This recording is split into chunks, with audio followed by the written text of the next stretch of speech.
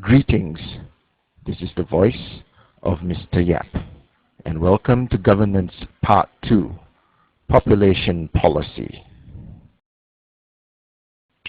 We are going to use this segment to show how the principles of governance were applied to Singapore's population. Our story begins in the 1950s and 1960s, when Singapore experienced what is known as the baby boom. During that period, a woman gave birth to an average of 6 to 7 children. And why was this?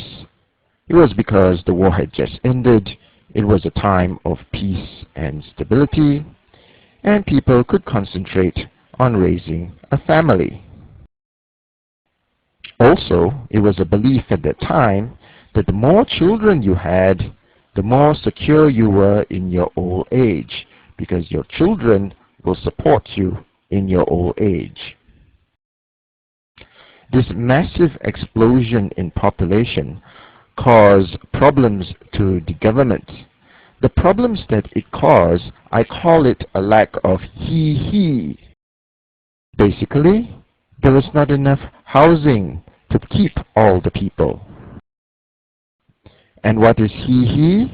It is a lack of housing, not enough schools, a lack of education, not enough medical facilities, a lack of health care, and a lack of employment because there were too many people around and too few jobs. So what was the government's solution to the baby boom? The government basically set up another department. In 1966, the government formed the Singapore Family Planning and Population Board. The board had 3 5-year plans.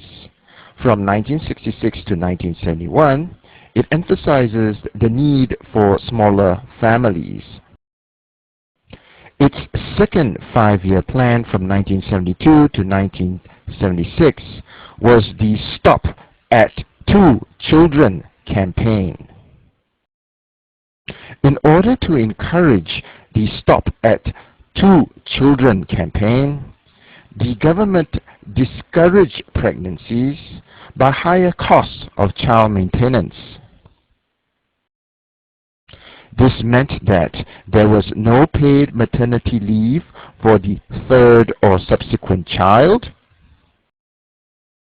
There was no income tax relief for the 4th or subsequent child.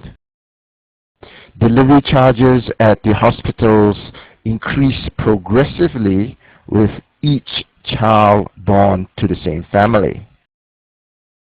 And finally, bigger families were given low priority in the allocation of government flats. The third 5-year plan from 1977 to 1981 was to keep the replacement rate or the fertility rate of 2.1 children per woman. The replacement rate was the number of children needed for a country to replace itself. This translated to a fertility rate, which is the number of children a woman should have, which in this case was 2.1. So what happened from the 1980s to present? Well, birth rates started to decline. If you look at this particular table, you will notice that birth rates have been steadily declining. And why was this? Firstly, it was the success of the government planning efforts from before the 1980s, meaning to say the Stop at 2 policy was actually a great success. However, couples were also discouraged in having children because of the increased cost of living in Singapore, resulting in the higher costs of raising children in terms of medical care, maid levy, school fees, tuition fees, etc. Also, Many women valued their career over marriage, delaying their marriages or ending up not marrying at all. Many couples also valued career over children, delaying having a baby until the female was too old to give birth or care for a child. Of course, there were some Singaporeans who were self-centered, deciding to remain single or only having one child so that more money could be spent on themselves. Added on to this was a lack of suitable childcare arrangements. The declining birth rate actually led to several other problems, the first of which being security. With a decreasing birth rate, there will be fewer and fewer males to serve in the army, and this would weaken Singapore's defense. A smaller population would mean that the cost of labor goes up. This would make Singapore less attractive to foreign investors. Hence, an economic problem was created as well. On top of that, there are healthcare costs. With fewer babies born, older people would become proportionately more compared to young people, and the government would spend more money on the aging population. This would deprive funds from being used on other sectors. So, which of these four solutions do you think is working for Singapore? Look for me, and I'll tell you my answer. We have come to the end of Governance Part 2. Thank you for listening. This is the voice of Mr. Yap. So, what was the government's solution to the declining birth rate? Firstly, there was the Graduate Mother Scheme, which was implemented in 1984.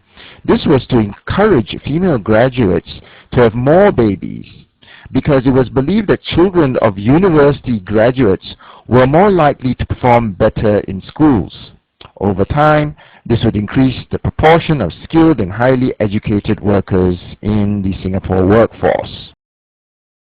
One of the features of this scheme was to encourage graduates to marry graduates, and graduates were encouraged to have more children. It had a positive effect. There were indeed a large number of single graduate mothers who started a family. However, there was a negative to this scheme. There was an unhappiness as people saw the policy as bias. They believed that children of non-graduate mothers could perform equally well in school and contribute to Singapore's workforce in the time to come. Many saw that this policy was unequal, and they believed that non-graduate mothers were actually in greater need of incentives to have children than graduate parents who were financially well off. Because of the public outcry, this scheme was ended in 1985 after only 1 year of existence. 3 or more if you could afford it. This was a public campaign in 1987 to encourage families to have more babies so that Singapore can maintain its replacement rate of 2.1. However, this was only encouraged only if the family could afford it. What were some of the features of this campaign? It highlighted the joys of parenthood, and it also tried to reduce the cost of having children. MediSave could actually now be used to pay for the delivery charges of the first 3 children. It had a minor positive effect, because although the replacement rate of 2.1 was not met, there were small improvements in the fertility rate from 1.48 in 1986 to 1.96 in 1988. However, there were some negatives as well. After 1988, the fertility rate fell steadily. Some people also felt that the government should provide more financial incentives To reduce the cost of child maintenance, many couples decided to only have 1 or 2 children. Pro-family measures in 2004. This was to encourage families to have more babies so that Singapore could maintain its replacement rate of 2.1. What were some of the features of this particular measure? Firstly, equalize medical benefits. Mothers can make claims for their children from their employers. Previously, only fathers could do so. There was also the grandparent caregiver relief. There was an income tax relief of $3,000 for couples if a grandparent is looking after a child. 3. Extended maternity leave. Maternity leave was extended from 2 months to 3 months. This was so that a new mother could actually take care of her newborn child. The government is actually the largest employer of Singaporeans. So, what the government did was to create a 5-day work week for civil servants. Adult parents now only work 5 days a week, and the weekend can be freed up for family bonding and family time. There were positive effects of the pro-family measures. The 5-day work week provided better work-life balance for working parents. The 3 months paid maternity leave, equalized medical benefits, and grandparent caregiver relief did reduce the financial burden of raising a child in Singapore. However, there were some minor negatives. The 5-day work week actually did result for some in longer working hours during the weekdays.